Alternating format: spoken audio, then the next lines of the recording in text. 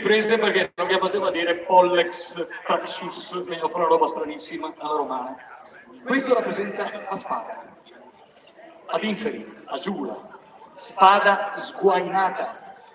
Questo, spada invaginata, perché le parole strano, parola vagina vuol dire fodera. E a Venezia, per dire mono a uno, ti facevi così, che in realtà però è il simbolo della vita, della spada dentro, no? Quindi vuol dire morte, morte. Ah, danno altri ancora, oh, siete becco? Se è passato mia anima, giù guarda, siete becco. Morte o vita per Morenus? Vita! Vita! Vita!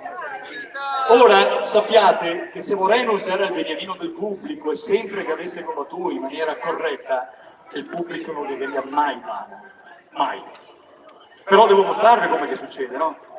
Quindi facciamo finta che Buba fosse Morenus, un carognon conosciuto da tutti, e non vedevi ora che fosse a per dire adesso ti facciamo pagare tutto.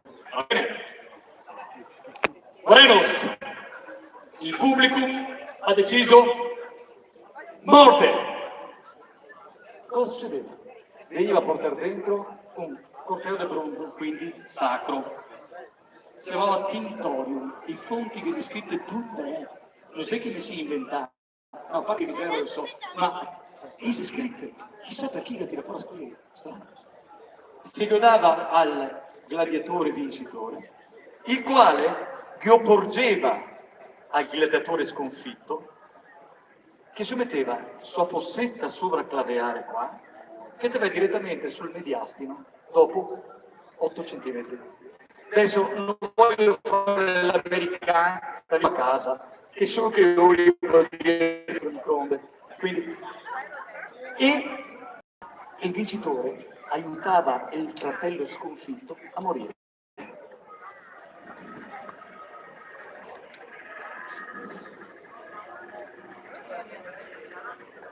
C'era un momento di complessione. Non c'erano nemici, come ti mostra i film. I gladiatori combattevano nella medesima famiglia gladiatoria, chi si conosceva, chi si rispettava. C'era uno dei combattimenti che non aveva bisogno dell'odio. Anzi, a morte sua, c'era anche colpa sua, che non aveva la possibilità di far vedere magari il suo eroismo.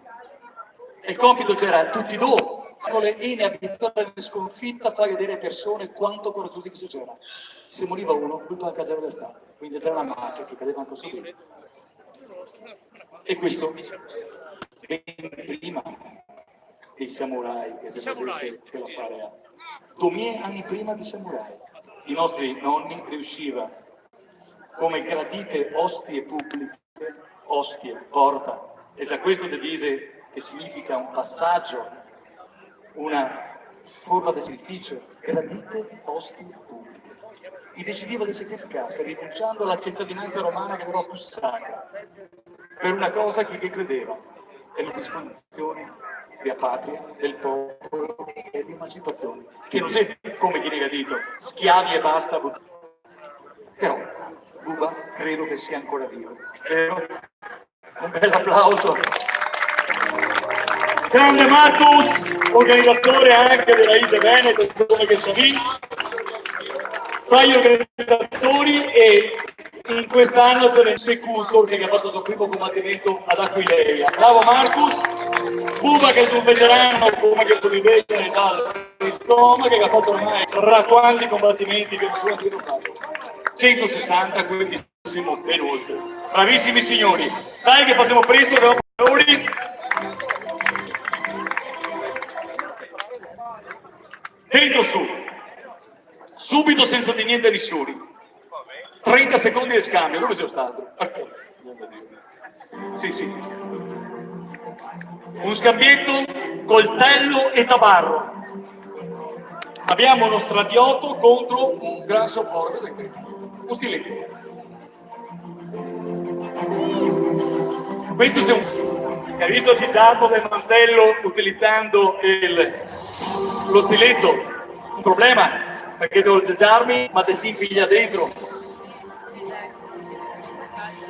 L'ultimo proprio, tutti lo dentro, una forma del pugilato abbastanza moderna e una antica. Quella antica vi la mostro subito, cosa che a Gaiman. Sti manobrietti qua ti serviva da presentare con dell'arma, contrariamente a quello che pensa, perché te potevi colpire anche con l'arma rotta e i stessi colpi sei qui che ti tiri quando ti pega una spalla, quando ti una scopa.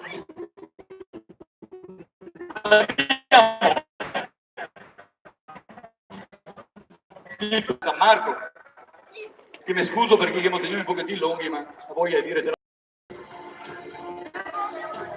bravissimo. Io Pascal su gladiatore, anche lui veterano, però col perizoma bianco su di me.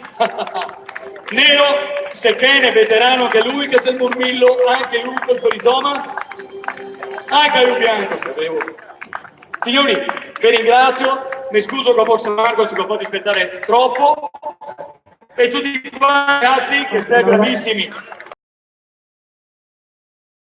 Adesso entrano i San Marco di Chiosa! È appozzato!